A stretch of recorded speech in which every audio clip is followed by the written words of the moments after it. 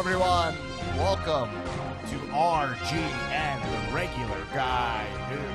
I am your host, Dan Black, and I am a regular guy. And here's what I think. Welcome, everybody, to RGN. Another jam-packed week of news here in the least pretentious name in news, RGN. This podcast is hosted by a regular guy, hence the name Regular News. I'm a regular guy. I barely know what the F I'm talking about, but I am a news junkie. I'm watching CNN. I'm watching MSNBC. I'm watching Fox News sometimes. I watched it last night for a little bit, which actually we should talk about. But we're heading to this election. The news is spicy. These guys, they don't answer all my questions. I want to just connect with people. I want to answer all these questions. I don't want to work for anyone. I'm not beholden to any kind of spin. Nothing. I just want to talk about real shit. So that's what we're doing here. If you dig what we're doing, all I ask you is to, because this podcast is grassroots, Bernie Sanders style.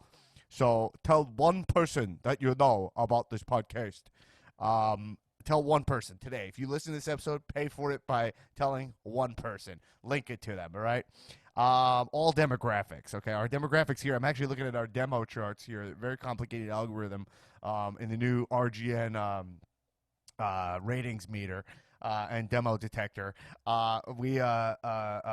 podcast is for all demos. Send it to grandma. Send it to infants, as a matter of fact. Please do. And also rate us 5 stars on Apple Podcasts and write us a review. That helps for some reason because we live in the world of the algorithm. But anyway, we got a lot to talk about. Many would say too much to talk about. But before we get into it, let's go out to the field. Introduce the only RGN correspondent out in the field, Miss Erin Finnerty. Hello, Erin. Erin, are you there? Dan, can you hear me? Yeah, Erin. Dan. What's up? Are we There having you are. Oh, Hi, hell, thank there you you. are. Sorry, you cut out Thank for a second. I'm sorry. Our satellites in space Things lost are for a second. chaotic here, to say the least. Erin, where are you reporting from? I know you have the budget. The only budget we have for it is to send you anywhere in the world. You choose to go into the spiciest, hottest zones of news. Where are you reporting from this week? Dan, I'm reporting to you live via satellite from my apartment in Los Angeles, California, approximately 1 mile from your apartment. Okay, the same place you've been for the past about 10 weeks, it seems to be. Or am I here? I'm embedded in some pretty serious situations that I may or may not be able to disclose on this podcast, but okay, all right, Erin. Well, for my own safety. Thank you for being here, and we'll be getting into the mailbag here. We have You're an welcome. item on the podcast. A lot of you have been hitting up the mailbag, which is awesome. It tells us that you're digging the pod, getting some great feedback. But you can send us an email at regularguynews@gmail.com. Part of being not pretentious is that we don't. When I'm not lecturing you. Okay, I want to hear from you. Tell me you disagree with me. We've already had some healthy disagreement from the listeners here. They think I'm wrong. I think you're wrong, and that's just how this goes. But before we get into the mailbag, we have a bit of urgent breaking news. I mean, can anyone keep up with this news cycle? No. Breaking news. Yeah, so listen, you probably know this already. You definitely know this already. But since we haven't spoke about this explicitly on the pod, by the way, I have CNN going on in the background. They're showing me a bunch of sick dogs that need money and help. This is when I change the channel. Dogs need help. Oh, my God. Like I always say, the news, love watching the news. I love it, even though it's so ridiculous how much they stretch the soup. They repeat the same story over and over, get 45 million opinions on something that's barely a story. It's unbelievable. I'm really obsessed with the 24-hour news cycle. Just how much bullshitting happens. It's great. Right. They're basically just podcasters. But, man, the commercials on a CNN are so depressing. Yeah. Jesus Christ. Oh, my God. A lot of pharmaceuticals. Yeah. So anyway, the breaking news is that Donald Trump has been infected with the coronavirus. That happened on Friday. That happened. This is an RGN non-exclusive. Yeah, this right? couldn't be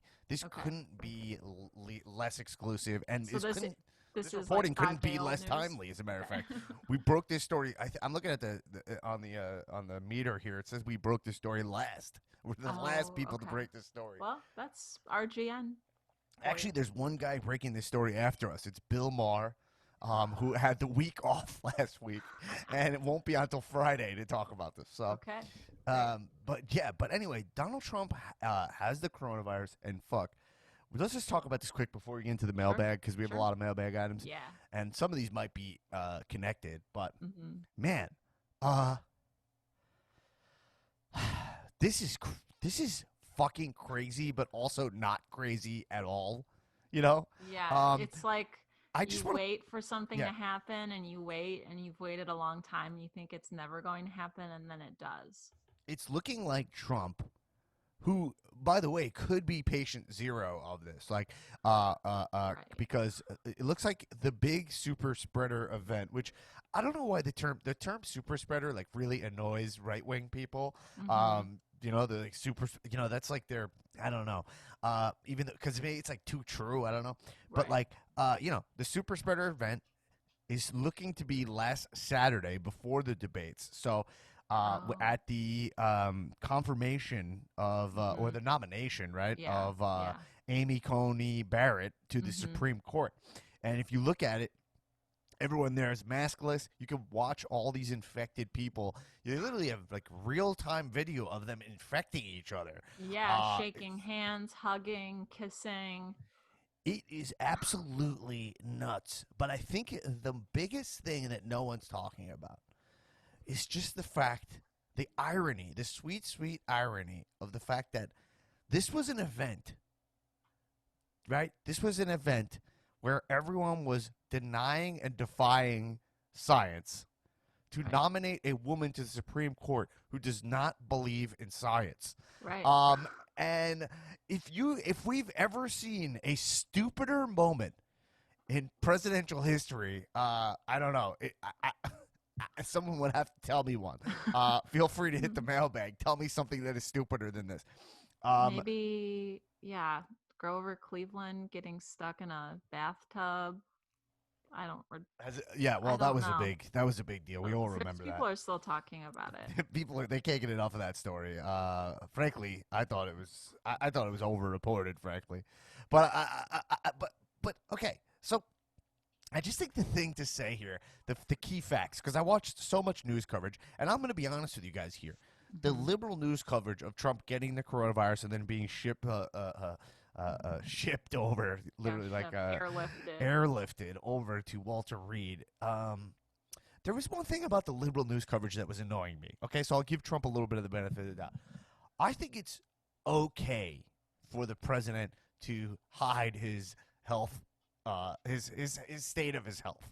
Like, if I was the president, I would do that, right? If you're down and out, you have enemies, you don't want anyone to be down, you do a secret call to Mike Pence, and you go, look, dude, I'm not doing great.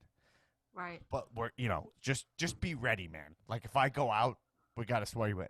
The fact that I don't understand now, I've watched all these arguments, but them acting like, why would he lie to us? We elected him, like blah, blah. You're like, well, because like he's the leader. Like, wouldn't you do? I would just do the same exact thing. No? Well, yeah, this is Trump that we're talking about, and also this reminded me of a plot line on The West Wing where President Bartlet had MS, but had been keeping it from the people and his posse. Didn't tell anyone but his. And there's a long history of this happening. Yeah. I believe Woodrow Wilson was like crazy sick and his wife was making all the decisions secretly. I don't know if I made that up. I don't remember which president there was, but there was a president where that happened. So like, this is not new. Right. And so, okay, the problem is though, what we're not saying is nobody trusts Trump. He has zero trust. So if this was another president, you'd be like, look, I trust he's doing the right thing. He's not sick enough where he's got to turn it over. Trump is no one believes him at all. He has no credibility at all. Yeah. So you believe that he could literally be able to, like, not being able to breathe at all and would never turn over power.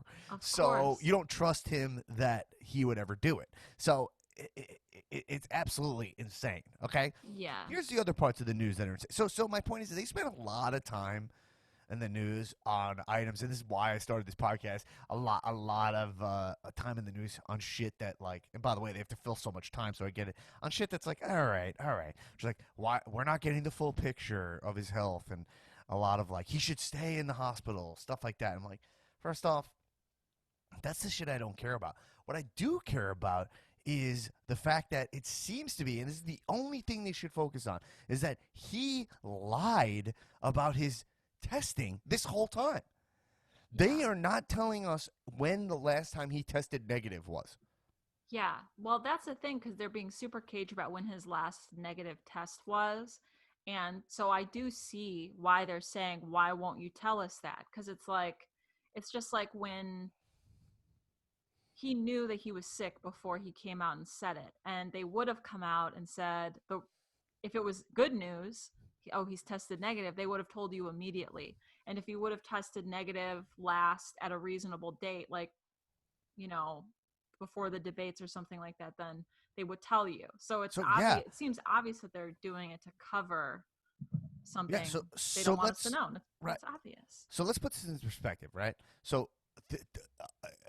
masks are, by all the top scientists, say masks are better than vaccines. So that's how strong they're saying Accepted. masks Yeah. are, right? So we're going on that. So if you're ready, I've seen it. Robert Redfield, head of the CDC. We've heard it from Fauci. Uh, every doctor around the world, they all agree. There's a consensus there. Anyone who's way smarter than me, or which are the people that I trust, say that. So that's a going assumption here that masks are great. Okay, that masks work. Okay. So if he is saying he wasn't tested, right? So he showed up. We don't know when he was tested negative. It says that if when you're infected with the coronavirus, you probably won't have symptoms for the first like 5 days, right? Yes. At Yes. least, at least it could be like 10 days or stuff like that. Okay, but let's Mm-hmm. just say 5. So, but your test would still be positive.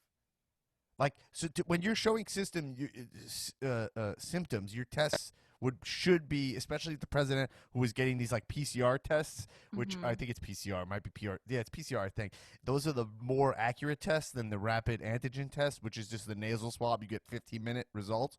But Right. from what they were saying, he was getting the better tests as well. Probably getting a mix of both, I imagine, Mm-hmm. right? And everybody around him. So that means that he would have had to, if he's getting tested like daily, which they were saying, he should have tested positive way before those debates.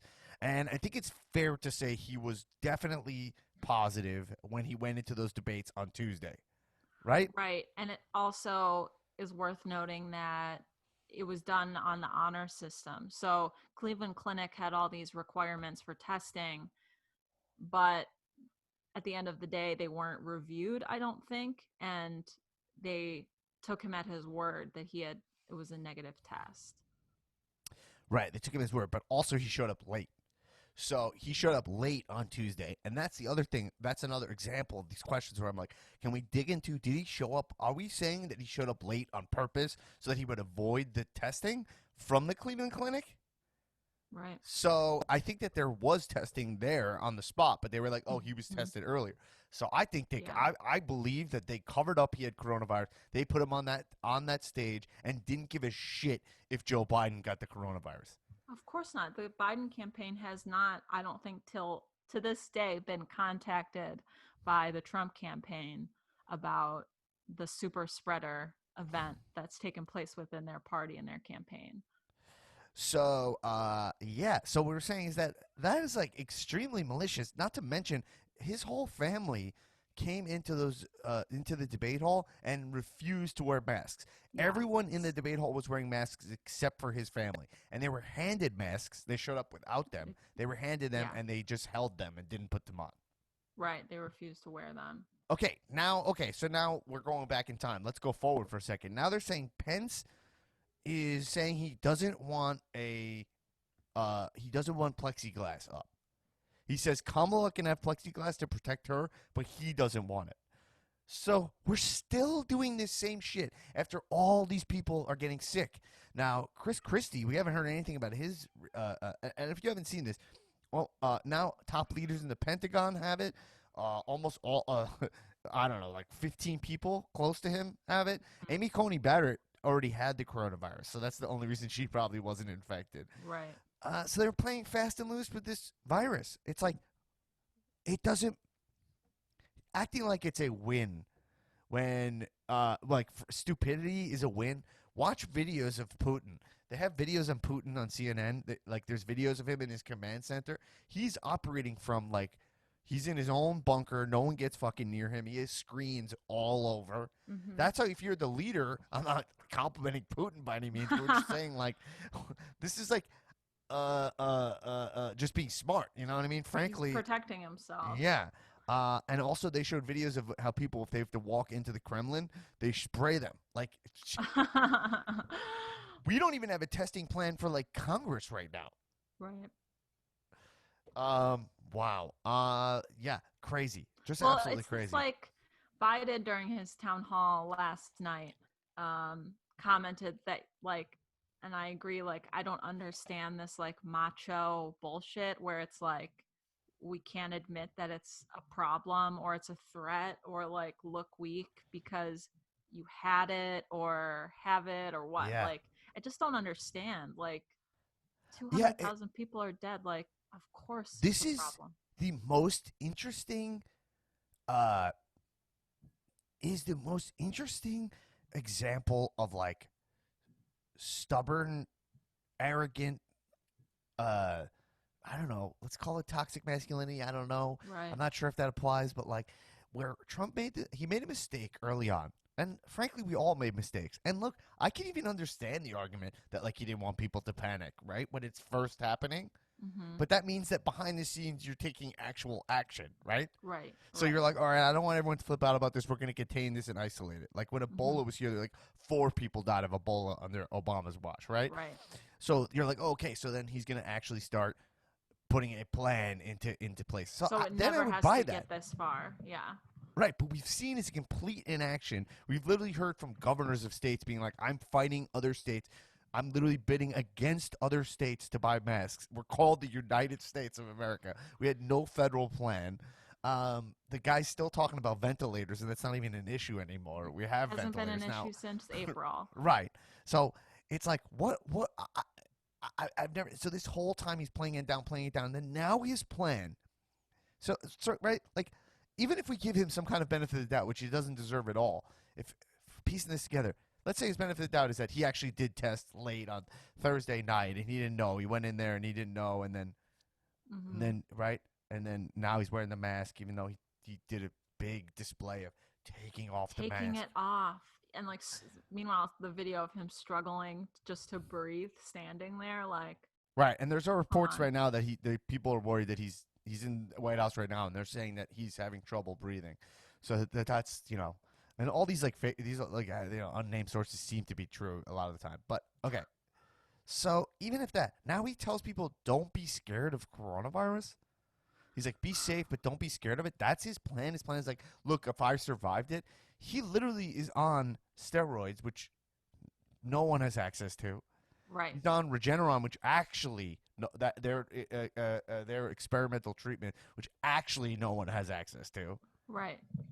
That actually, it's not approved for emergency use yet. Mm-hmm. We know he likes to take experimental shit to begin Of with. course. Of course. Um, so to tell everyone that like, oh, don't be scared of this when he has access to the best medical care. I've never seen a person that is more out of touch in my entire life. This is a man No, who I is know. just so truly not fit for this office in Totally. any capacity. And let's just, you know what, I'll say, take this a step further. If you like him and you find him entertaining and cool, you could follow him, follow him, follow him when he's an entertainer again. I Right. get it. You want him when he's an entertainer. I thought he was funny. He was an entertainer, right? Let's take the most mild approach to it because I'm disgusted by him. I'll never be a fan ever, ever, ever. But No. but you have to know that he's not fit for this office. Right? That's just so clear. He's not doing his job. And like, not just, okay, the economy and healthcare, but like Americans, like human beings are dying at this crazy rate. Like 210,000 people or whatever it is now. Like, that's like a whole like Right. cities wiped off them. It's crazy. It's just like the approach of if we just pretend like it's not that bad, it will go away. Like it'll disappear. It'll be a miracle. If we don't test, we'll have less cases. Like this is so idiotic and unprofessional. Just It boggles the mind. it boggles the mind. But anyway, so here's the interesting thing how this applies to this episode of the podcast. Mm-hmm. So I will be speaking with an undecided voter, which I'm going to play for you after we go through the mailbag a little bit. I'm going to be talking to a man named Tim Vick Sr. How I found this guy, he says he's still undecided, but when he posted on Facebook that he was undecided, I've told people this before, that my Facebook is not very echo chambery because I had a stand-up joke that went viral, and I accepted every friend request I got. It was literally like 1,000 friend requests. 1,000 people. And a lot of them are pro wrestling fans and sports fans, so it really pushed my Facebook algorithm all the way to the right. I know I'm repeating this a lot, but I do think it's pretty interesting. And so this guy just is a guy who said, "Oh, I'm still undecided," and he said that after the debates. I have not spoken to this guy since Trump has got corona, and I've never spoken to this guy in my life. I don't know anything about him. This might be a shit show. I haven't even recorded it yet. I have no idea. My guess is we'll probably get along. And I don't know. I'm interested to see how he's taking Trump. He watched those first debates and was still undecided after Trump's behavior there. I'm curious how this coronavirus affects him. Is it possible that he's like, well, now he knows it has the experience, which is what the Trump campaign is pushing? Like he experienced a cough, the great experience of a cough. Right. And his followers are calling him a warrior now. That's being thrown around. It's like a warrior. So let's see. Like, I'm interested to hear it. He lives in Florida, and I'll get more information from him. But so we'll play that after this. But Aaron, we owe people some answers hitting the mailbags. Aaron, what's going on in our Gmail at a regularguynews@gmail.com? The mailbag, is the server overfloweth, underfloweth? Well, I had to print a lot of our mailbag items off into hard copy last week because our servers were at capacity, and we quite frankly don't have the funds to upgrade. So it's bursting. I have we can only take 2 emails max, right? Yeah, exactly. And at this point we can't do that upgrade. So yeah, we can't afford that. No, we can't afford that. But we have a lot of emails. So for starters, we had so much stuff in the mailbag this week and from leftover from last week. We had several follow-ups to your conversation with Trump voter Ross, which maybe we can save for another day after you speak to this undecided voter, and we'll read a couple of those reviews. But we actually had 2 questions concerning Trump's tax returns. And we had one request that I'll read first from listener Glenn S. And he wanted a little bit of our advice. Glenn writing into the mailbag this week. Regarding a past episode about a month ago, Dan talked about how he hasn't seen any relationship dynamics where the guy was wearing a mask or more pro-mask than their spouse. So if you recall, Dan recently on a trip noted that while in line, he saw a lot of couples where the woman was wearing a mask and the man was not. Glenn is writing to say that this very dynamic does exist. He's a first-hand example. Wow. He says, I follow our county's guidelines to the best of my abilities in and outside of work. While he and his partner both wear masks on a regular basis, it is easier for me to follow guidelines handed out by my local government. This weekend, and this was a couple weeks ago, Illinois is scaling back to phase 1 and shutting down indoor seating and bars. This affects me directly because I work at a restaurant/entertainment center. While I understand these guidelines are important to everyone around me, my wife is not so accepting.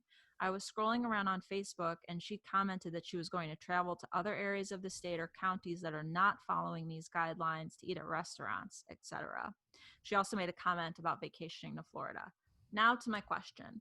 How do I go about telling her nicely that I don't agree with her lackadaisical way of thinking and how I feel she is putting me and our family in danger by doing so? Is there an easy way to go about this? I don't see the conversation going too well.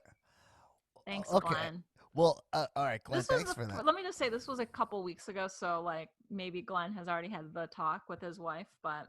Yeah, well, Glenn, good advice to give if you have. Yeah, I mean, Glenn, first off, in terms of this sounds like we're heading into relationship advice territory, a little bit of love line.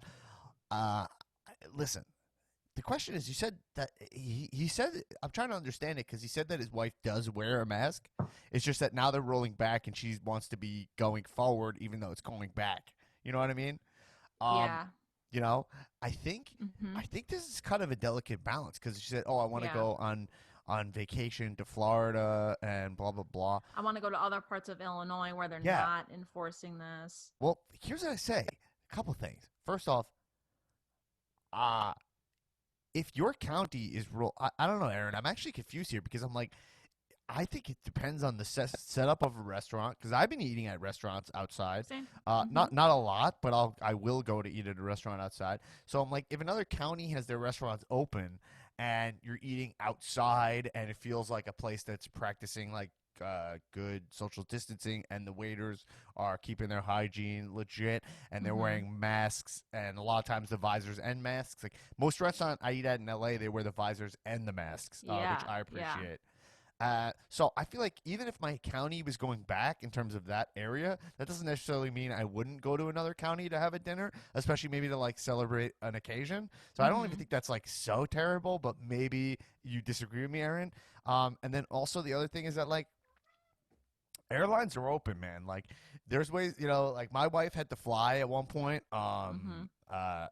And there was some work Yeah. involved, so it is what it is. Like life still has to happen. So if you got to fly somewhere, do it safely and go to the proper resorts and stuff. Like you have to keep. There has to be a balance of mental health. So like Right. I don't think like there's really a difference here between like, all right, you have to fly and you're gonna try to be careful and you weigh the Mm-hmm. risks. Like how risky is it for you? Like odds are like knock on wood, like if I get coronavirus, the odds are I'll be okay. Like, Right. the odds Right. are I'll be all right. Um, uh, um, but that doesn't mean shutting down your life to be precautionary. We're talking about people who are saying not wearing masks because they're like it's gay, basically, Right. right? Yeah. Yeah. And Yeah. right, like I'm putting that in quotes, right? Like Mm-hmm. being like, oh, and then also like being like the virus is a hoax. Going to Trump's holding rallies where people are like literally shoulder to shoulder Right. without being tested and not wearing masks, which those events are all like every scientist is like the virus is there. It's there and it's thriving in those environments. Of So I course. do think there's a difference between smartly going out to restaurants, right? Yeah. And I I've mean, had we've. this debate. That's Yeah. the interesting thing.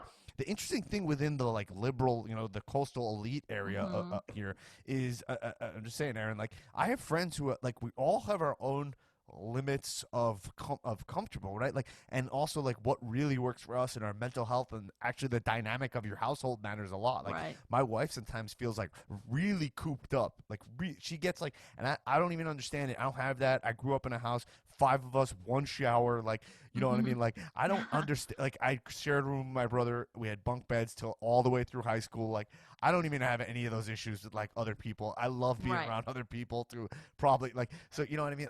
And so sometimes like I realize my wife has to go. Like she's got to go do Yeah. something. She has to go. She needs like space. She needs to like be more spread out. Like everybody's different in that way, and you have to respect each other's like mental health. And that's my big beef with a lot of my liberal friends is like they had these like unrealistic ideals about how we should be living during COVID. And you're like, this is going on too long for us to completely shut our lives down. That's not what I'm talking about. I'm talking about the president setting an example, and I'm talking about. So listen, if you're going to take a little bit of risk, I go to the gym every morning, right? Right. I got tested on Saturday. I felt a little drained, and I waited till my results came back till I went back. We work out a lot outside. Sometimes it's one person in at a time to do Mm-hmm. like pull ups or whatever, and also if you need to use the bathroom and stuff like that. So there's a level of risk. My point is that there are levels of risk we can take, but there's still a respect for the virus within the community. Yeah. That will do a lot to mitigate. You know, 100%. I mean, we've talked about calculated risk on this show over and over again. Like, you have to decide. Like, my husband had to fly for a family emergency, but when right, he came back, it was like, okay, no kissing, and you're sleeping on the couch for like several days until we right, decide that you're probably fine. And we've gone out to dinner and done other things, but we've always worn a mask and been, mindful of that when we're even right. just like out walking around. So I think what Glenn is asking is whatever his situation is, I don't think that he feels like he and his wife are on the same page as far as like wearing masks and observing these guidelines and avoiding public places and stuff like that. So, is there an easy way to talk about it? Well, Glenn, in my opinion, you feel that whatever you've seen her post on Facebook and the way she has reacted to this is putting you and your family possibly in danger. Right. I think you both need to like recalculate your risks and what you're willing to do together to find a happy ground. And if she's taking it way too far, like refusing to wear a mask while she's in line somewhere and not social distancing, you should just be honest, and you can point her to the many resources that say like this is how you can mitigate the odds of you getting this virus. But you know, you say Glenn says he doesn't see the conversation going well. I think that if this is your wife, the conversation will go well, and you know, you just have to be honest. But you also, like Dan said, can't restrict your life 8 months into this thing and just stay inside. So you can definitely find some middle ground there, in my opinion. Yeah, the mental health stuff is real. So you have to do what works for you, and you have to figure that out. What those boundaries are. And I do think like there's times where my wife is doing something that I'm like, hey, I think that's just pushing it a little far, and we've had conversations about that. But then I've also caught myself being like, yeah, but what's the difference between this thing I do? So the thing is that have a testing plan. Like like here, I drive to Dodger Stadium. It's so fucking easy. It's Sean Penn's company, Core. And yeah, there's one on Sunset by the library here. That there's one right there. Like the testing. So have a testing plan and figure out ways to like keep each other happy. You know, like that's what I would say. But also stay safe. Look, I'm just talking about being crazy reckless. You know what I mean? Yeah, like, of course. And also, if you were a politician, it is your job to spread information. They're saying right now Trump's the #1 spreader of misinformation in the country. He's a super spreader. Yeah. Anyway, all right, cool. Good question. All right. So the next two items we have in the mailbag are regarding an issue that came up a couple weeks ago that we didn't get to talk about on this show, which is Trump's tax returns. We have two mailbag items, both with the same subject, Trump's tax returns. And I will read them both and then we can respond. So first comes from listener Joe K. Hey, Dan and Aaron. So I assume that this would be on the docket, but considering how every day brings 8 new chaotic things, I wanted to email a question. In regards to Trump's tax returns, as a regular guy, I know the very basics of the issues with them, like not paying. But beyond that, I also know there's tons of tax loopholes and things that aren't even technically illegal. Things that the wealthy use every year that no one bats an eye at. Can you help me break this down a little? Thank you so much for the podcast. Okay. Yeah. That's from Joe. Now, that point was addressed directly during the debates. And follow up to that from listener JM. Hi, RGN. On September 27th, the New York Times published a major story after obtaining several years of Trump's tax returns. It's been nearly buried by the subsequent presidential debate and Trump's COVID diagnosis. But I wanted to get Dan's take on the tax story because of his accounting background. Is there any piece that struck you as particularly interesting and that might have been overlooked by the people less versed in taxes and accounting? Thank you, Joe. Thank you, Jay. Okay, so for any listener that doesn't know what they're talking about, I have a CPA license that I got to please my parents. Our in-house tax professional. So yeah, the question of so I mean, what are the exact questions they're asking? Because I don't want to veer off. So Joe wants I have to know a lot to say on this. What if you can tell us about like these loopholes that exist that the wealthy take advantage of, and then Jay wants to know if you, as a tax professional, have any insight on the tax return story that maybe a regular guy who's not a CPA didn't pick up on. Yeah. Okay, cool. Because I what I want to say about this, I have a lot to say about this. Okay. Here's a little basic insight. I won't go into like too much tax detail, you know. Every person that runs a business is trying to pay as little taxes as possible. It's the goal, especially if you have people who are professional tax preparers. Their job is designed to have you pay the least tax as possible. Now, and legally, the assumption is that you're doing it legally. But even there, within that realm, their job is to. Even a tax professional doesn't even know exactly how far the IRS is going to look into stuff, and also how far they look into what you're doing, right? What I'm saying is that a tax preparer is someone who signs a tax return, right? Let's say you're a CPA, certified public accountant. It means you can legally sign people's tax returns, okay? So that means that when you sign off on it, you're saying, from my knowledge, my professional knowledge, I believe this to be legit. Even a CPA can be tricked by the numbers coming in. I mean, they're to a degree, depending on what kind of arrangement you have. You're asking for tax information, getting it, and preparing the tax returns. Okay, Right. so that's one aspect of it. Meaning, I think that there's two parts of this that they don't ever really break down. As an RGN guy watching the news, a regular guy, one part of it is using the tax code to your advantage is the job of that's why you pay a tax accountant. Your assumption is like, this person will pay for themselves, really. Right? Yes. I used one this year to file my tax returns, which were a little complicated. And yeah, that was the whole thing. She pays for herself. Right. And then there's another level of it, which is taking advantage of the tax code, right? Or I guess that almost falls in there. It's almost like fraudulently using the tax code and then taking advantage of the tax code. Those are two separate elements. So Trump blends those two when he speaks, right? And that's what's tricky, is that what he says, and he blends them to effectively, right? I think that Trump effectively makes this argument. I think that the Democrats, since the Hillary debates, have ineffectively made their tax argument against Trump. And I believe that to be because they don't know anything about taxes.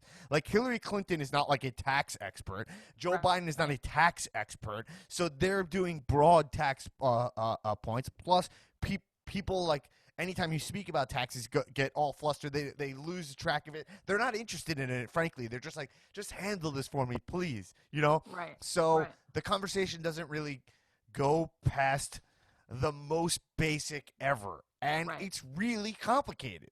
The conversation is really complicated. So what Trump said, the way it comes off to some people, and I hear it, is when Trump says, I don't pay taxes, he had a moment, I said there's two moments that I think won Trump the presidency last time in those debates. One was who goes like, Hillary Clinton said, oh, it's awfully good that someone like you is not in charge of the police of this country. He's like, yeah, because you'd be locked up. The law in this country. Yeah, because you'd be locked up. And people were like, oh, you know what? This guy's gonna fucking stand up to these ingrained traditional politicians, right? Like institutionalized families and blah blah blah. And then the other moment was when Hillary was like, he doesn't pay taxes, right? And then he goes, yeah, it makes me smart. Right? And that's a perfect example of him blending that, because what he's saying to you is that I don't pay taxes, but the assumption is I don't pay taxes legally, that I use all these loopholes that these politicians like Hillary have afforded me. He's doing the same thing now, pinning it on Biden, right? And in a way, you're like, even me, I go like, well, yeah, like, this is the tax code. Why would you pay more tax than you're supposed to? Right. If you were Trump, should you, out of the goodness of your heart, pay more taxes? No one would do that. So that's the thing I hate about liberals, is they live in this ideal world where they're like, well, I pay all my taxes, blah, blah, blah. First off, you don't. You pay a tax. Most liberals, just like right-wing people, you pay conservatives. You pay somebody to do your taxes who finds you deductions, asks you more questions of things. If you wanted to pay more taxes, you just make, you know what, don't give any deductions. You know what I'm saying? Right. Or and keep my return. It's fine. Right. Okay. But the nuanced points that we should be making is Trump just look at the actual code. Forget about Trump as the man, right? Oh, he doesn't, because Jeff Bezos pays no taxes also. All those guys pay no taxes, okay? Because there's shell companies, blah, blah, blah. But they do employ a shit ton of people. So, right? Yeah. So maybe there is an element of like, hey, well, that money, they run these companies, blah, blah, blah. I don't think so. I don't believe in trickle-down economics, but it's not in play in this argument. What I'm saying is that if you just look at the tax percentage, the tax code is rigged so that you and me, and I don't know what money you have, Aaron. I'm not counting your money, but I know for a fact that you pay a higher percentage of tax on your money than these people do. And that is bullshit, you know? Yeah. I That- owed money this year. Right. That's what I'm saying is that everyone I know who's strapped for money is like, fuck, I owe another $3,000. Yes. You know what I mean? Yes. And you're like, where the fuck's that money coming from? It's terrible, you know? Yeah. Not to mention the Republicans, and this is a fucking argument they don't make, the biggest crime of all of it is tax prep, which is bullshit. How come you get a notice in the mail, okay, from the government being like, here's what you actually owed. And I actually have a stand-up joke about this where I go like, I spent all my time trying to figure out how to do my taxes, and then all of a sudden they go, actually, this is what you owe. You knew what I fucking owed? This whole time you knew? Why didn't you just tell me? And the reason is because of lobbyists. Companies like Intuit spend millions and millions and millions, hundreds of millions of dollars to make the government make taxes harder to prepare for you. In England, right? Mm-hmm. So see, this conversation doesn't happen, right? In the debate stage, Right. this doesn't happen. No. And this is more a Republican issue, right? Who protect the private sector more, and also have allowed unlimited campaign funding, and right. Citizens United is, I think, the Supreme Court case that allowed unlimited campaign finance, okay, which is the number one biggest issue. It's why I personally connect with Bernie Sanders, because he meant it. When Bernie Sanders was first on the scene, not first on the scene, but like running for president in 2016, he was talking about campaign finance reform, like constant. Yeah. And I was like, that is the big problem. We can't actually have free open elections until that is tackled, and everything else is a distraction. Almost everything else, the reality, sadly, some of these issues really affect your lives, my lives, but they're kind of distractions, because if money wins elections, and if you could pour as much money as possible, so a company like Intuit, they are going to put I don't know what their money is, but Intuit makes TurboTax, okay? Mm-hmm. Okay, TurboTax is a completely stupid, unnecessary service that the government should be doing for us, okay? Yeah. Think of it like this. In England, this was my point. In England, they send you your tax return every year, and you change it. They go, here's what you owe, and you change it. And the Democrats, led by Elizabeth Warren, I believe, have been pushing this in the Senate for a long time, being like, here, we want that system. The system's already made. It's already set up, and they fight against pushing it through. Okay, for example, a W-2. What is a W-2? What is a 1099? Okay, these are reports of your income. When your employer, this is how this works. When your employer pays you, all right, at the end of the year, they said, well, actually, the beginning of the next year, last year, if you want to be technical, they mail in a W-2 to the government and to you. Every time you get a tax form, it's also sent to the government. So this is information they already have. So when you're doing your tax return, inputting that literally manually into TurboTax, this is information the IRS already has. So that's why you get a notice later with fines and penalties, and the government's fine with it. The IRS is fine with it because they get penalties. You underpaid, so now you owe more, plus you'll give us some penalties and interest, so they're not going to fight against it. That's great. They make more money, right? But this is numbers they already have, so you're doing double work. Think about how busy you are in your normal life already. Think about how many people make their lives a million times easier if they didn't have to pay a tax preparer when they're already going to owe money because of Trump's tax code. So, all right, preparing taxes is complete. I mean, this is going on forever, but is way more difficult than it should be because of lobby money. Okay, go look that up. That's a very well documented thing. All right, pause this. Look it up, okay? So that's bullshit to begin with. And keep in mind, that's an industry I worked in for a long time, and it's complete horseshit, okay? It's actually not horseshit. I take that back. A lot of personal tax returns for most people are so fucking easy and should not require you to spend a couple $100 to TurboTax or even $80 to TurboTax or H&R Block. Those companies, you don't need it. If you have complicated tax returns, it means you have money. So it's fine. You should be able to go there, right? Yeah. But Yeah. you inherited some trust. You need some work with it. So there'll always be tax preparers. They could just do more complicated work. And then they actually have so that was happening when I first got into tax. Okay. I'm saying a million different issues. All right. So oh God, a million things. Yeah, so taxes are complicated. Now, as it pertains to Trump, okay, him paying taxes, I think most people see this as more of an institutionalized issue, okay?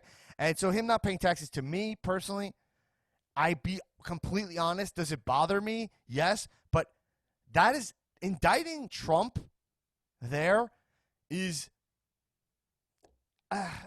it's almost like people elected him to be a businessman. They know what he does. If you run an empire, you do that. Even people you like do shit like this. Their accountants do it. You know, they hire their family as consultants. You know, his hair. His hair $70,000 a year. Well, he's also on fucking TV, and who knows? His hair is basically synthetic. It might cost $70,000. You know what I mean? Yeah.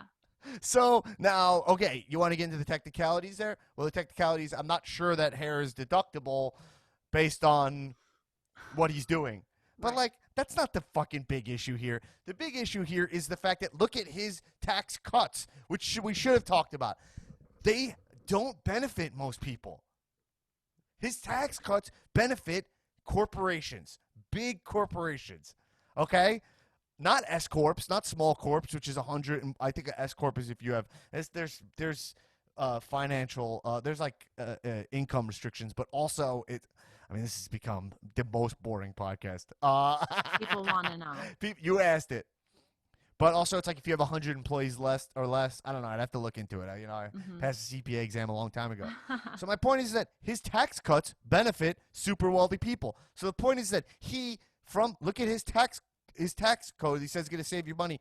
It's on the side of doing more of what he does. But what he does is kind of the standard, you know? Right. So breaking it down and being like, look at this guy who doesn't pay taxes, pinning on him, I think it's a losing argument. If we're treating the American people smarter than that, he's just a representative of most people. Yes, he might have more fraud than other people, but his tax code as a politician is bullshit. So, yeah, that's it. So they talk about raising taxes. Raising taxes on richer people, they're going to be like, he wants to raise taxes by this amount.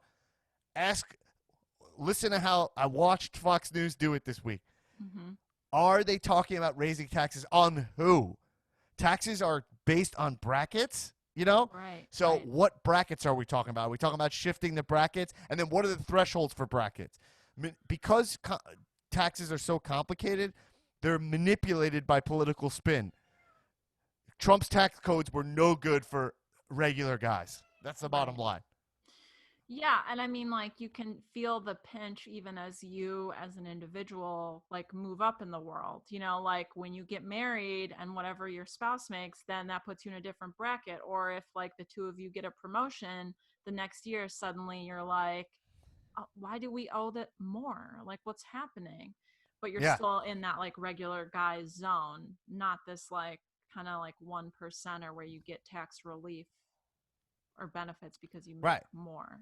So yeah, so everyone, so that's the bottom line is that the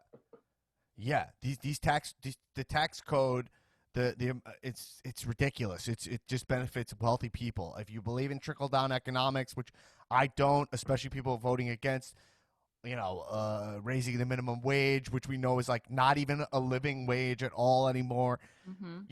I don't know. So that's my thoughts on the tax thing is that I don't think it's this. I think the way that CNN and Biden have argued it is incorrect. And I think it's because, frankly, I'm not sure they even understand it enough, Right. And do you think, what about so Trump has never released his tax return. And that's an issue that gets brought up a lot because it's been tradition that the presidents do release their tax Right. returns. Is So there if anything he's to that? right, so if he's out, that's another conversation. It's like if he's out of politics, if he's not a if he's not a if he's not a politician, okay, Hmm. then it is tricky to release your taxes because you think about someone like Obama who knows for his whole life that he's going into taxes, right? He's going Right. into politics. You make sure your tax return is clean as fuck. Do you know what I'm Yeah, saying? yeah, yeah, So then yeah. you come in and you win for the outsider, and then he's constantly getting audited. I understand it, but also fuck it. I also think he should have to release it. You know what I mean? Yeah, yeah. And don't you think And he that, should be like, honest about why he's not doing it. Also, yeah, the fact that he hasn't released it, it's just like with the COVID or like his testing thing. It's like, well, if you just put it out there, obviously there's nothing to hide. But the fact that they're so guarded about the test results and the tax returns, it's sus to anyone looking at it as an outsider. right. So that's all my thoughts on the Mm, taxes issue, Aaron. I hope. okay. Did you think I answered the question for the people, the folks? I think that you provided a very nuanced professional answer, which is what JM was asking for as a Right. tax professional. And I So, think the thing with Trump is that if there's any argument for the things he does, the sum of all his lies is too deceitful for anyone. So even if you want to right. give him a pass on the taxes, and you're like, you know what, he's a businessman. This is how New York businessmen do it. How many times is he gonna lie? How many times is he gonna lie and about things that have huge consequences? So yeah. Anyway, Yeah. all right, Well, Aaron. you know what?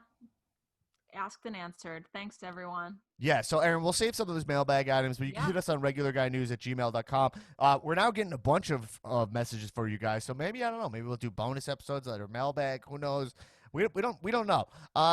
We're growing here, but make sure you tell one person. And now we're gonna move on to my interview, which I'll be honest, I haven't done yet, so I don't know how this is gonna go. With an undecided voter. I'm curious how someone can be undecided at this point, and I'm going to ask him.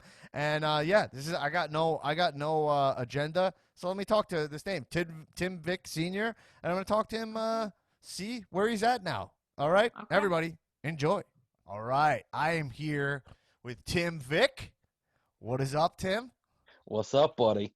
Tim, I reached out to Tim. He's my Facebook friend. He's like most of my Facebook friends, a pro wrestling fan. And Tim had made a post saying he was after the debates was an undecided voter still, which I personally am kind of fascinated by, and I think we all are because right now they're saying people are more decided than ever currently. Like the undecided pool is way smaller than it was before, so I think undecided voters are a little rarer just because I think we live in such like polarized time that people are like, here's the team I'm on, here's the team. So I think Right. the person in the middle is very currently is really interesting to me, and I kind of wanted to pick your brain a little bit. For sure. Full disclosure, not a huge Trump fan. Okay, Right on. just to say the least. And I'll be voting for Biden, so I'm just getting that out there. Right on. But again, my job here is not like I'm not trying to sway you per se. I mean, Right. I know your vote is in Florida, which counts a lot more than my vote. Delaware. I'm in You're Delaware. you're a Delaware voter. Right. And now think Oh, that's where Biden's from. absolutely. I went to University of Delaware. Oh, right on. Yeah. So you live in Delaware? Yeah, we moved from Florida to Delaware. Yes, sir. Oh, cool. Well, Delaware is going to go Biden, no question, right? I, from all the signs I see in yards, yes. Yes, I mean he's like the king of Delaware. Oh, cool. All right, so you made your vote go from mattering a lot to mattering, still more than most, still more than Right. some. Right. Wait. So Tim, let me tell you a little. Tell me a little bit about yourself because we're complete strangers, Right. except for our love for pro wrestling. Right. What's up? All right. Well, real quick. Gosh, I don't even know where to start. I'll start halfway after my Yeah. life here. I have been widowed twice. I lost two of my wives, my first and Oh, second wife, sorry to hear that. to Yeah. drug overdoses, unfortunately. Oh. So which in turn, I'm also a recovering addict, and that's something I want to speak to you about with Biden too, when it came to the debate. But I Yeah. actually became a drug rehabilitation counselor. Oh, wow. Everything was great. Everything was golden. And as soon as the COVID hit, that was it.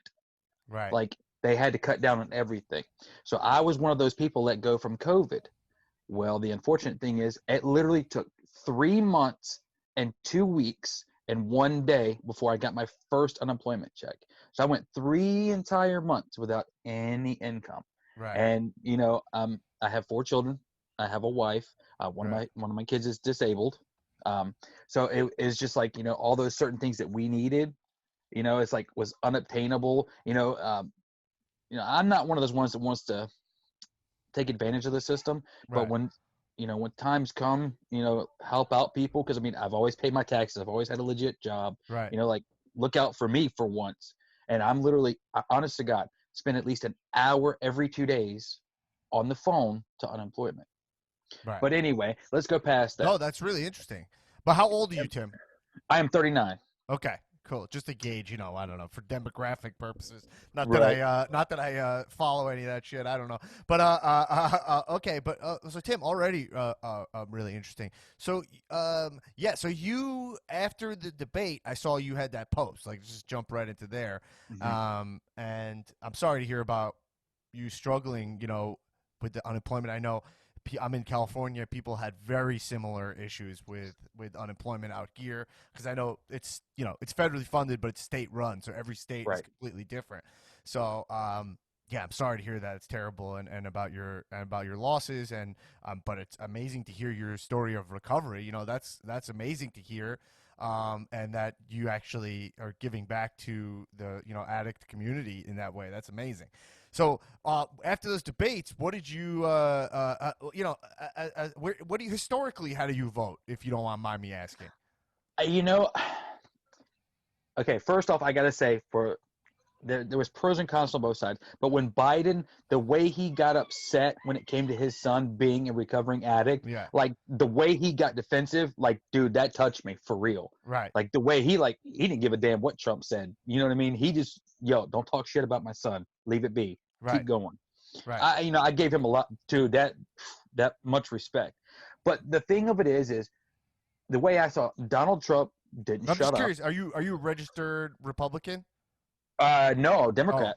Registered Democrat. Yes, sir. Do you mind me asking how you voted in the past? That's the funny thing. Yeah, I have never cared enough to vote Okay, until no, that's this really election. interesting. A lot of people feel that way, and I believe we're going to have historic turnout. I believe, Right. at least in Yep. modern days.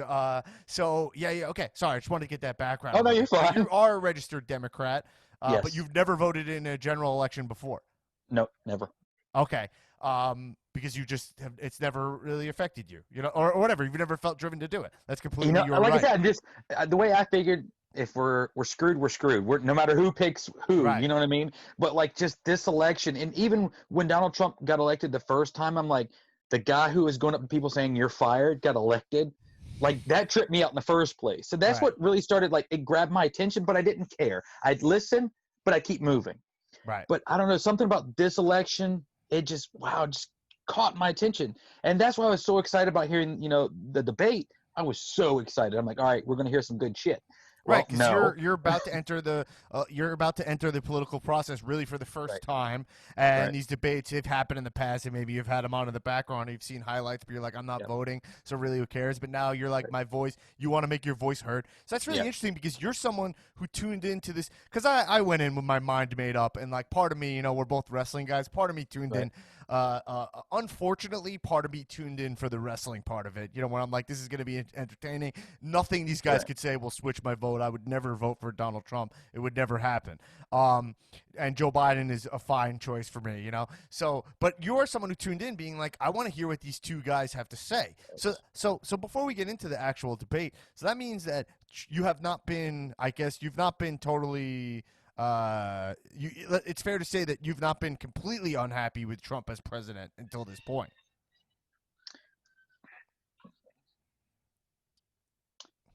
I just don't like his attitude. Right. You don't like his attitude, right? So okay. No, But you're still considering voting for him? Oh, absolutely. Dude, I've definitely got an open mind to this. I mean, completely. But just that whole debate, man, like the way I saw it, and I think that's what grabbed your attention, was my reaction as what I said about the debate. Right. You know, you've got one guy that wouldn't shut up and that was pulling the bully card. I don't care what way you push it. He was bullying that guy because he wouldn't give Right. Biden a chance.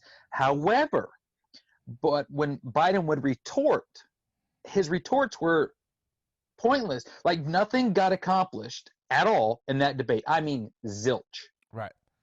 So You right. know, So also you say, you know, it's interesting because we did talk about that. And you know what? I actually did bring up that point last week a little bit, that I thought that Biden I thought Biden I don't think he was particularly strong during that debate either.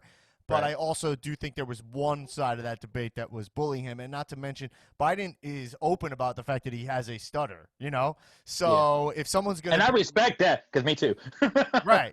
So if someone's going to be constantly interrupting you, I imagine that it's not easy for someone who has an open, I don't know, are stutters, do they count as disabilities? I'm not exactly sure, but like who has a known speech impediment. Well, from what and I know, someone's honestly, I completely don't mean no disrespecting it. disrespect, but I mean if you have a farting problem, you get disability. So nothing surprises me. Oh, really?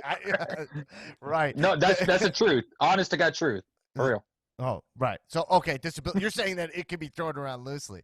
But so you're saying you don't like Trump's attitude. You called him a bully in that debate, yet you still are considering voting for him. Why? Because Trump's really excited. And I respect that because he's got so much to say, but he doesn't want to shut up. And like, I can be that way sometimes. So I respect that aspect of him. And also things that I've heard him say was an outright lie, you know? And I'm like, well, come on, let's be honest. He's actually being a human being. We all bullshit. I don't give a damn who you are, how perfect you are. You're still going to bullshit. And especially with politics, oh my God, I could not imagine. But it was just like, I do like his outlook on things. It's either my way or no way. I like that aspect in certain instances, but not always. So you see him as like kind of, you believe that he's a leader because he has like strong opinions? Is that kind of right? Yes, way to say it? yeah, exactly. Right. And he doesn't take shit. He puts U.S. #1, and that's awesome. Like I really do appreciate that. I mean, I truly do. Like he wants to make America quote unquote great again, and that's great. But it's more like, all right, well, let's just say China said, well, they're going to do this. Trump's like, no, we're going to do it this way, and that's it. You know what I mean? Like I respect that. Right. But how do you feel about the? I get, so it feels like, in my opinion, it feels like you completely believe the image of Donald Trump that he portrays, like as this cutthroat businessman and as a man of like authority and respect, you know. But also, there's another side of it where, like, from an is that fair to say? Yeah. I mean, dude, he went bankrupt and came back to be a billionaire. Man's got some brains. Right. So, okay. But then there's a whole other side of Trump, which is the fact that he's a perpetual liar, you know? Yeah. I mean, he's on record as telling like 20,000 lies. You already see that his behavior is kind of erratic. You know, he's kind of erratic during those debates, you know? And you're saying, so that whole, you know, when it comes to we were talking about his taxes, he's not totally forthright with that, you know, so we don't have transparency there, even though he's a public servant. And then, yeah, so I guess what I'm saying is, like, to me, he's, I feel like all that is a facade. You know, I think he only looks out for himself. So you don't I get that side too. Yeah, I get that side too. But I mean, think about it, Dan, seriously, put yourself as the president of the United States right this second. We all have things that we truly believe in and we want, right? Of course, you're going to do everything in your power to, you know, persuade everybody else to think your way. But it's all on the approach and how you tell everybody. It's all about the approach. There's a smooth way, like Biden. Right. You know, cool. Let's get everybody's opinion. Let's put some input. Let's put the nuts. Let's, you know, mix it up, find out what we got. And then you got Donald Trump, where I don't care what anybody says. I'm doing it this way. You know what I mean? Right. But the other thing about Trump is that I don't really think he stands for much, personally. Like, I feel like he's kind of a, you know, believe he is like a demagogue, you know, where he looks for what he could say to win, and that's it. And the only thing he believes in is power, you know? Yes. So, like, you know, for example, he's not a religious man, but has this now belief in, you know, is really drawn towards the religious right. But that's mainly, in my opinion, the whole thing with the COVID is going to be a miracle from God. And kept like, let's saying get that. into That tripped me out. COVID, because like Okay. I think that that's the great test of his presidency, and I would say that it's a colossal failure on his part, you know. And I think it seems like in your like, and I'm trying to not like push my total views on it. That's like Right why on. I'm hesitating here, because I more want to hear what you have to. I want to hear what you have to say, because that's the point of this, is just to hear from someone who's undecided. Because to me, it's very clear, you know. Right on. Yes, sir. I mean, yeah, but so in terms of the COVID, how did you feel like his response has been to this pandemic? You know, I which mean, is still ongoing.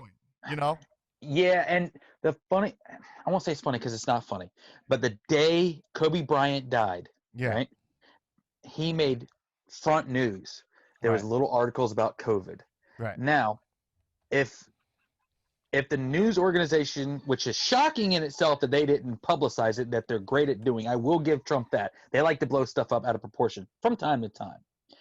But it's like, if you know that they all know about their secret stuff, so they already pre-knew about this. Like they were saying, they had discussed it in December, and then started getting really nervous in January. But like if you knew some serious shit was coming your way, wouldn't you want to say, hold up first? Like I think his response, because I mean, what, it was January, March when he started to really start saying, hey, hold up. I mean, so you're talking, let's call it 3 months solid right. of not doing anything. Like that's kind of screwy, man, because you saw how bad it went over in China. You don't want the American people, because I mean, think about it. I told my wife this. China already wears masks even before COVID. They were all worried, about certain things. So like the way they were hit, it wasn't that bad. But us as Americans, man, you can't tell us nothing. We're gonna do it our way. We weren't already pre-exposed to the mass situations like they were, but it still hit them really bad. So hey, if it's gonna hit them bad, it's gonna really screw us over. Now that would be my mindset, especially hearing from some of those smart guys that he's got. You'd be like, whoa, let me take care of my quote unquote family that's here in the U.S. You know what I mean? The U.S. people. Right. So, okay. Okay. So I think what you're kind of saying is that like you understand him saying, "I don't want to panic people," right? Yes. So at first you hear about it, you go, everyone, it's gonna go away, blah blah blah, and right. So he's like, I'll say that Yeah. to calm it down, but Right. also behind the scenes, Low down, he's worried about shit, and he's trying to right. stop it. We know that he was, I guess, I don't know about concerned or worried, but I would say we know that from these leaked Bob Woodward tapes, he was aware that it was really deadly and worse than the flu. Okay.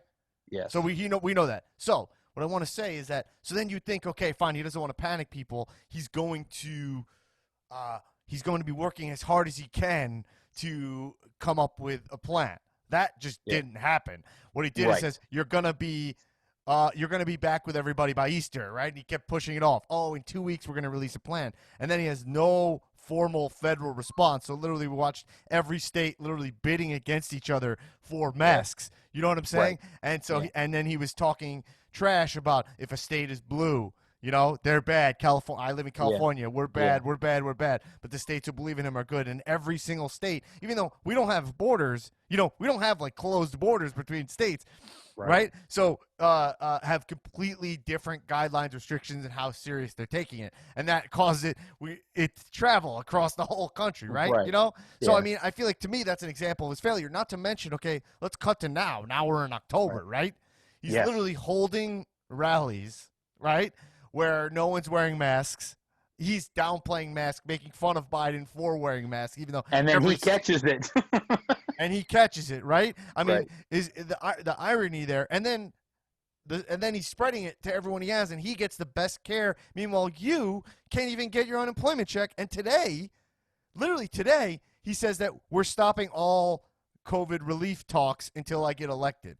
Exactly. When he said, quote unquote, and that's what pissed me off, when I quote win. God, man, like how cocky. I mean, I respect that, but it's like, dude, for a family that's really going through it, that could use the help, like it's like, damn, dude, you know what it's like. What about a family that doesn't have the care like you do? Because I mean, every single doctor that has any brains was right there by his side when he went to the hospital. I mean, come on, people, that don't have jobs or great insurance. Right. We don't have the best care. Right. So, and right now he's actively. How do you get your insurance?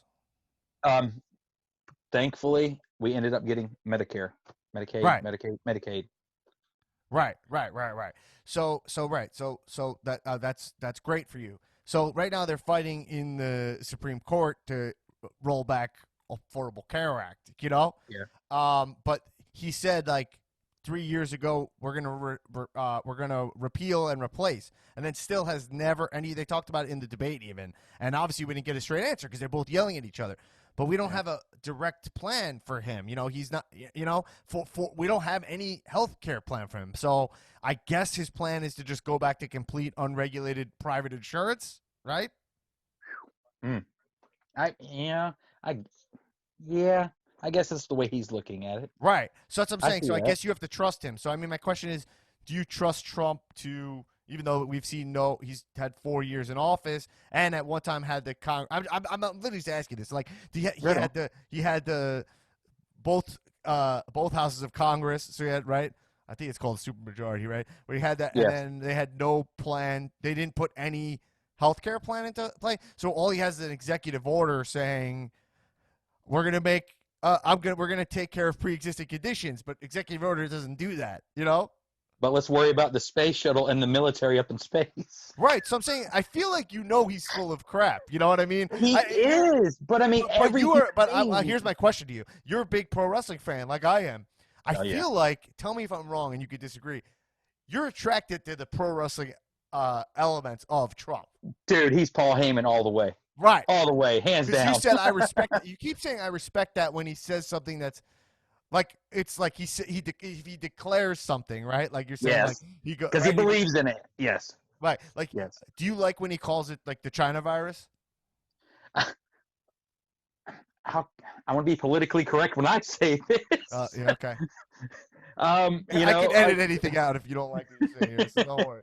But I mean, where did it come from? Right. No, you know what I mean? Absolutely. So I respect what he said because, honest to God, think about it. Do you think George Bush back in his heyday would have said that? Hell no. But Donald Trump will say that. Either. I'm just saying, But I mean, when the man says you got a mainline bleach to get rid of the COVID, he wasn't saying he that gets as a so joke. excited. You watch the video. Yes, I know, and he said, "Oh, come on, people, you know it was a joke." But it's just like, how many times in your real life have you been really passionate about something and then said something really stupid, and now 3 years down the road you still think about that conversation like, damn, I really shouldn't have said that. You know what I mean? I guess it's the amount of times you say something stupid that matters, right? Right, yes, right. Yes, like Joe agree. Biden has said stupid stuff also, but with Trump, it's every single day. Like, he's telling people now, literally, he got out of the hospital, right, with the grade A care that only he can get. He's literally on a drug that is not available, Right, I saw that too. You're right. Right, the Regeneron experiment. It's not even emergency use. Approved. And then he goes like, "Don't be scared of COVID," he says to people. But 200,000 Americans, 210,000 Americans have died. He's downplaying the masks, which are, they say, better, stronger than a vaccine as a defense. Yeah. So I you know what I mean? Like, I just don't see how he could get, because you seem like a totally logical, cool guy. You know what I mean? So I'm like, how can he get your vote with that? Like, you're a man with a family, and you want to protect your family. I'm not judging you. I'm just saying, like, I'm trying to understand how he could get your vote with that that level of lying and how out of touch he is with the average American, But, honestly, it's one of those wishful thinking. If we could actually get Joe Biden and Donald Trump to be on the one side, you know how badass of a team they would make? President and vice president. They'd be the mega powers, right? Great. Exactly. Right. Obviously, it would be like the wrestling, the mega powers. We know that, right? Yeah. But we know that's not going to happen. But same thing. There's great things about Trump and there's great things about Biden.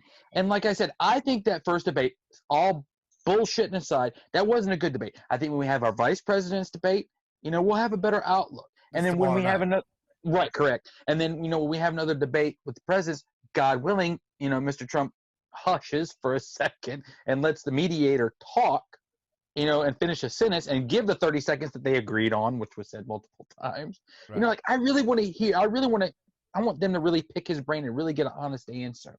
Don't you like feel like 100%. I agree with you. I totally agree. But don't you feel like you're a wrestling fan? You know the term "getting worked," obviously, right? Yes. Don't you feel like when Trump interrupts, doesn't answer questions, doesn't denounce white supremacy, pivots into Antifa, when they talk Yeah. about Biden's son who served in the military, he pivots to his other son who did drugs, Yes. just for no reason, like that. The work of it is Trump being like, "Oh wow, that debate got out of control. These two guys are out of control." When really it is just from one side, right? Like he's just Yes. gonna throw a bomb on the whole thing. Like, Like the kid, what he kept saying about his kid receiving $3 million from Russia, and like kept saying it throughout the whole debate. I mean, I'd obviously, I'll be honest, I don't know what he's talking about, right? but it's like they were talking about green grass over here, and he's talking about $3 million. Like no two intersect, but it was just enough to get everybody's attention to stop paying Right. attention to Biden, which that's not very couth, man. I concur But on it's that not part. deal breaker. That's the thing is that you keep agreeing with me, but it's not deal breaker because No. there's something about Trump that you really like, Yes. and it's that you think that he is. Well, we know he's like a very proven liar, right? Would you Yes. agree or no? Yes, but like I said, put But yourself you like think the he's Paul genuine? Heyman. Paul Heyman, perfect example. Just picture Right, Paul but Heyman. do you want Paul Heyman to be the president? Hey, yeah, that would be awesome. Jesus. Oh man. Okay. Yeah. I mean, well, Paul Heyman is a really smart guy, but Yeah, he is. Yeah, he is. he has kind of a similar upbringing than Trump actually too. He's like a Manhattanite guy, rich Manhattan kid too. But right. So I think you just like. I keep going back to it. You like that Trump is like a pro wrestler, no? Yeah, he's an Because you an like artist. that he's a loud. You like the showman. performance. Yes. You like the Yes. performance. Do you think he's a smart guy? How else do you think the man made $1 billion? By Well, luck? he was born extremely wealthy. Like he was But handed $1 million. correct. But then He's he been given also over $400 million. I think was the number. Don't quote me on that. From his father. but then he lost it all. And then made it all back. I mean, Right, so- that's respectable. Well, Lose everything, come back? No? No, sure. But I think a lot of that's been he's tanked most businesses that he has created. Not to mention creating Trump University, which was designed to be a fake university. But yeah, okay. I don't actually know about that. I know that like the guy who wrote Art of the Deal, and then his Art of the Comeback. A lot of the stuff is more kayfabe. You know what I mean? Like it's Right, more. yeah. A lot of it is more the character of it. Like for example, yesterday he's leaving the hospital. He wants to show you he's strong. You know what I mean? So he's shooting literally packages, like wrestling style packages of over the shoulder shots of him saluting while Marine One goes up in the background.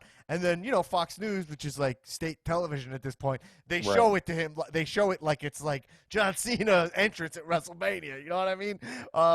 And so, but we also know that there's reports today he's having trouble breathing. And also, we don't know when he tested the last time he tested negative, so we don't even know how many people in the White House he's Infected, exposed. exactly. So it's reckless. The whole thing is reckless, and he's saying he's going to go back on the campaign trail and downplay the virus. I don't know how you think that's responsible for a leader, even though he is fun. I understand. That's why he was in WrestleMania 23 as Bobby Lashley. He shaved Vince's head.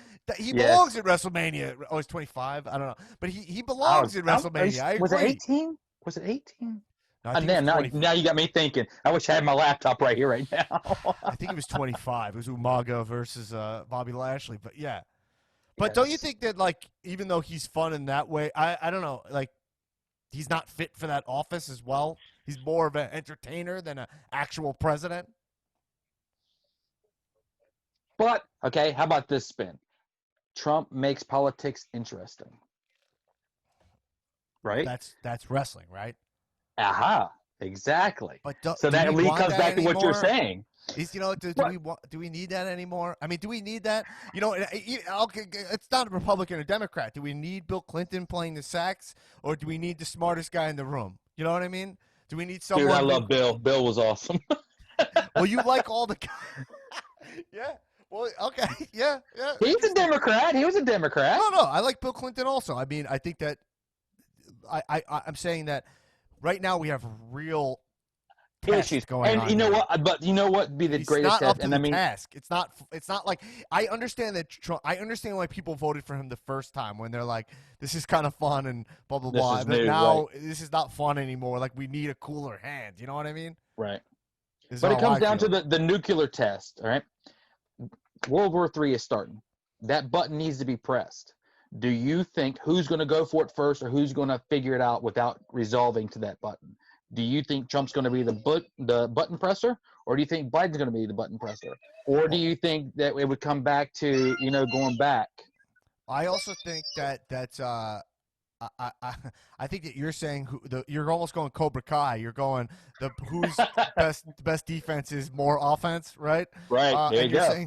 you're saying who is crazier, right? That's essentially saying like, who would press the button first. My argument would be like even thinking about nuclear wars a little bit in the past. The war we have going on is the environment, Yeah, we and don't need he's nuclear war. We want that person that ain't going to press the button instantly. We want the person that's going to think about things first. And that's why I say wouldn't that be I'd actually Biden? have exactly. And Yeah. that's what I'm saying. It comes back to Biden. And like I Right. said,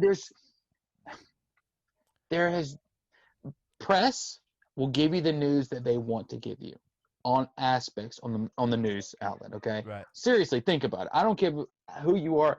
News doesn't give you the whole story, but they want to sell ratings and papers. Right. Right. So no matter what, they're going to spin it their way.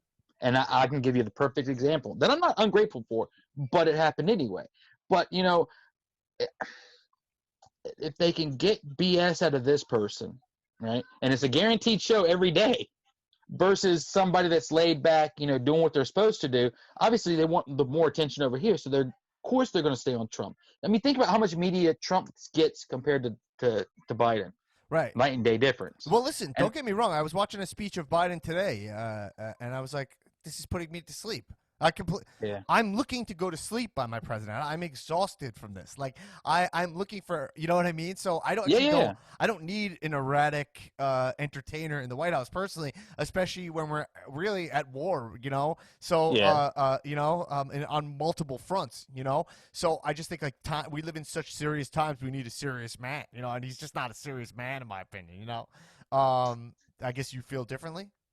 No, I'm contemplating what you said, and I mean, but there again, on certain things, yes, and certain things, no. Right. Sometimes you got to put your balls out there to become great. It's like he has that panache. Biden thinks logically. Right.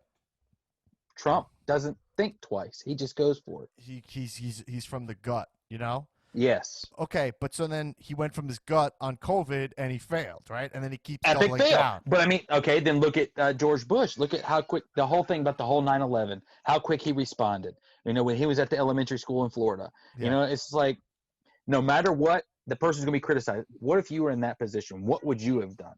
You know what I mean? Same thing. It's like we can judge until we know Listen, the facts. don't get You me know what I wrong. mean? I see what you're saying. There's an unfair bias that comes from the left sometimes, right? Like Michael Moore made Fahrenheit 9/11, the documentary, and you saw that clip of George Bush sitting there with the kids, and the criticism was that he sat there too long. And it's like, all right, like,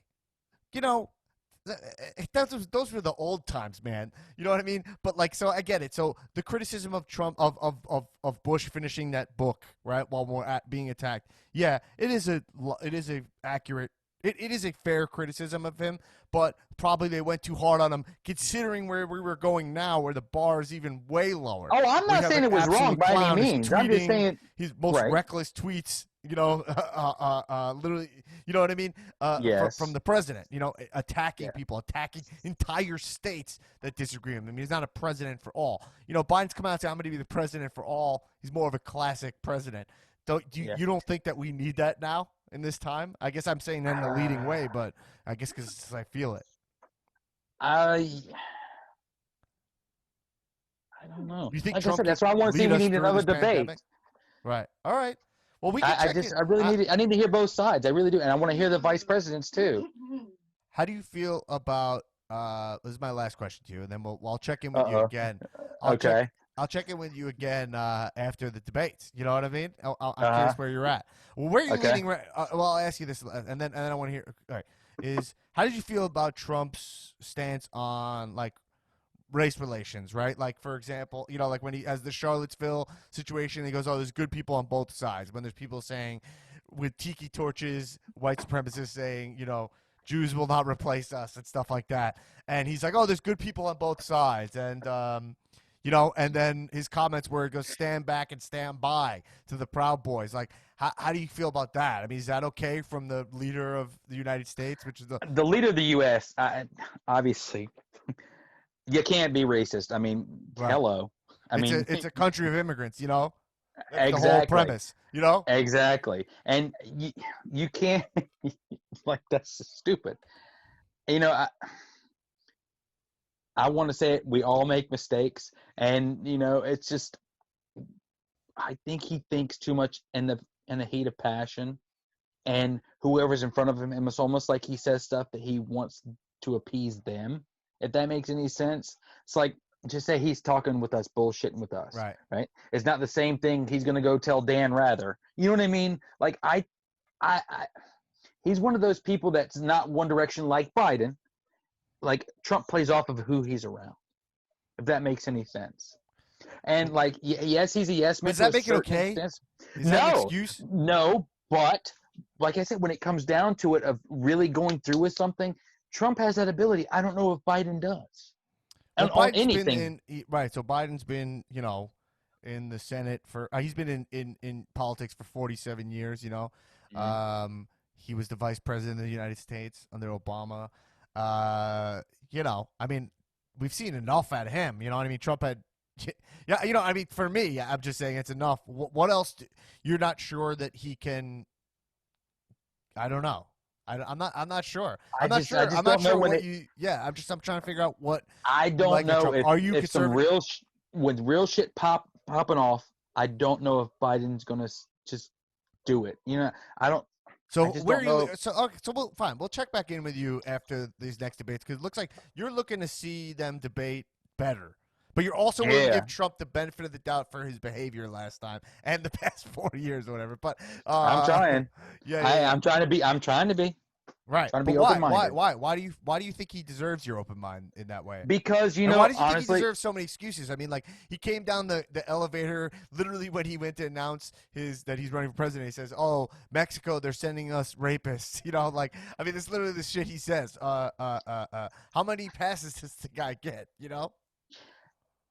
But in all honesty, how many Americans are actually agreeing with the president but not saying it openly? You know what I mean? Well, we agree. I mean, probably about 33% of America, it looks like right now. But I mean, actually, really back, because I mean, there's so many people with, not me, I'm just saying, people in general would love to say what Trump said, but can't say it. So they're being sneaky by voting with him because he's saying it. You know what I mean? So, like I said, vice president, I need their input, obviously. So, all right, if you had to vote today, who would you vote for? I would vote that they legalize R34 Skylines. What is that? The Nissan Skyline is something that's really hard to import here into America. Is it a car? Yeah. Oh. Like I said, I would just put an anonymous thing because I couldn't vote for either one of them. Right. Okay. Who would you? So if you couldn't vote for either one of them right now? No, honestly, I couldn't, and feel good about it. Okay, cool. Well, Tim, we'll check back in with you quickly. Let people know about your company. That this is how we know each other, from wrestling. Well, or how we're Facebook friends. I'm not exactly sure if you've either came across the podcast or saw maybe my stand-up joke about wrestling, or I don't know. There was a joke, and I saw with Dolph, and that's what caught my attention. Oh yeah. Cool. So what do you tell me about your company? All right, I'll start off from the beginning. A great man by the name of Serge Moore. Start back over. My son, Timmy, has autism and has a brain tumor. Right. It was one of those things where he's a huge wrestling fan, really couldn't afford to do it at the time. So Serge Moore said, "Look, I tell you what, send me the belts and I'll fix them for you. And I'll send them back to you, no charge." Well, when we sent the belts, it was this news story heard around the world. The belts were stolen off his front porch. And it just made national. We did interviews all over the world. That's terrible. And then 3 days later, the ladies brought back the wrestling belts with a 4-page a letter of apology, and after going through all of that and seeing my son's reaction, because I'm freaking out because this is something he slept with, he went to bed with, he took everywhere with him. Like, most kids have teddy bears and blankets. Not my son. He has a damn wrestling belt, Right. So just seeing how my son reacts with autism, it's really hard to find something that they really like. And just when Serge Moore gave me that belt, all the cubic zirconium and the Swarovski crystals, and so bright and blingy, like it was, I saw how Timmy reacted to it. And I'm looking at it, I'm like, well, damn, what's the harm in trying? So I tried it, and I'm like, all right, this is cool. Well, the next thing you know, I'm like, I think our most popular belt to date that got us started first was the Patrick belt from SpongeBob. It's green and purple, like Patrick has the purple stones and pink stones and everything, and then the NWO belt that caught the world.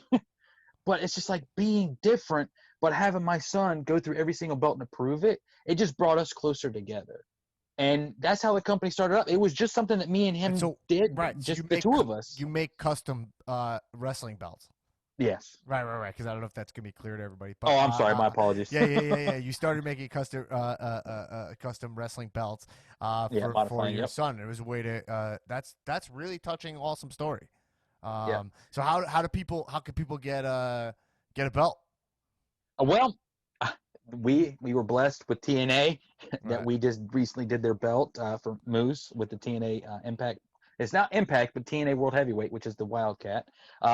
We were blessed with that, and it's just like pandemonium. Unfortunately, we're not taking orders right now because we're so swamped because of that. Right. But if anybody wants to check us out, Instagram at To The Extreme Belts. Yeah. And Facebook at Extreme Belts. We will be taking orders here very soon. But I mean, just to appreciate the hobby and see what kind of craziness we might come up with next. I mean, we have something for everybody on there. We don't do the regular replica belt. We take that wrestling belt and we kick it up a nickel just to get that extra panache. That's awesome. That's awesome. All right, yeah. So check out Tim. Check out your Instagram, and then if you want an order, you're gonna have to wait, people, because this guy's a demand. And Tim, we're gonna go, but I'm gonna check back in with you after the next presidential debate, and we'll see where you're at and where you're leaning. And we'll see. And we'll talk about the VP debates also. We'll see where you're at. Absolutely. Hopefully, cool. Hopefully you'll be able to make up your mind. God willing. All right, sweet. All right, Tim. See you later, bro. All right, brother.